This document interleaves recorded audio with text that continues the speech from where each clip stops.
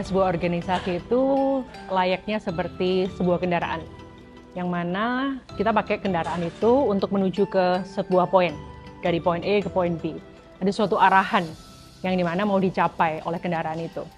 Nah, bagaimana parts of that vehicle bisa bekerja bersama, bekerja dengan baik juga, agar kendaraannya bisa dipakai untuk menuju ke destinasi yang mau dicapai. Di Vita School ada 4 department, learning journey terdiri di atas 4 level, preschool sampai senior high, kemudian financial stewardship, sustainable operation, dan community growth. Tentunya masing-masing departemen ini punya fokus. Grup usia anak yang dididik, fungsi-fungsi keseharian yang memang menjadi perannya. Dalam berjalannya saling berkaitan. Nah, sehingga perlu sekali untuk para departments ini kita bisa duduk bareng untuk saling belajar satu sama lain. Tahu what's going on. Dan juga saling mempertimbangkan satu sama lain dalam perencanaan. Nah, itulah yang mendasari rutinitas baru di Vita School yang kami mulai di tahun 2022, yaitu Annual Planning Meeting. Kita mengawalinya di awal semester 2, leaders dari 4 departments duduk bareng, belajar bareng, diperluas wawasannya untuk hal-hal yang berkaitan dengan leadership, dengan organizational, management, dan sebagainya, serta juga yuk belajar bareng dari good practices di masing-masing department. Nah, jadi atas dasar itulah annual planning meeting ini diadakan. And I'm very excited karena di tahun ini saya bisa melihat ada sense of progression gitu ya. Ada clarity yang lebih jelas lagi yang membantu dalam kita berstrategi, merencanakan program, baik itu yang efektif semester ini maupun tahun ajaran depan. So I'm very grateful, dan khususnya tahun ini kita bisa ketemu on-site. Tahun lalu kami harus mengadakannya online, tapi kali ini kita bisa berada di K Gallery Hotel, such an inspiring place juga to be.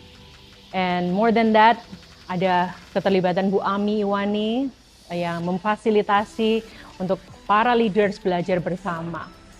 I cannot be more grateful, dan I really hope that melalui rutin seperti ini, kebersamaan, teamwork itu bisa terbangun semakin lebih kuat lagi di Vita School.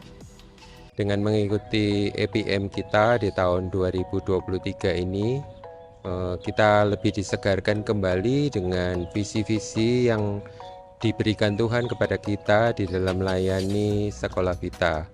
Kita sejenak dibiarkan untuk duduk diam di bawah kaki Tuhan, mendengarkan apa yang diinginkan Tuhan untuk kita lakukan. Dan di dalam sesi berikutnya kita lebih menajamkan visi kita tentang pelayanan di Vita, yang mana di departemen kita akan memberikan penajaman visi tentang pelayanan, tentang perencanaan yang kita akan buat di tahun 2023. Kesan-kesan saya selama mengikuti annual planning meeting di tempat ini, nomor 1 adalah dari sisi venue. Venue yang dipilih luar biasa, kita bisa melihat suasana lingkungan sekitar yang sangat mendukung untuk kita bisa mendapatkan sesuatu hal-hal yang fresh, sesuatu yang baru untuk kita bisa melaksanakan annual planning meeting ini. Kemudian dari sisi pembicara yang luar biasa, saya pribadi menyampaikan bahwa pembicara yang dipilih adalah seseorang yang berkompeten dan profesional di bidangnya, yang membawakan sesuatu materi yang berbobot namun dengan cara yang sederhana.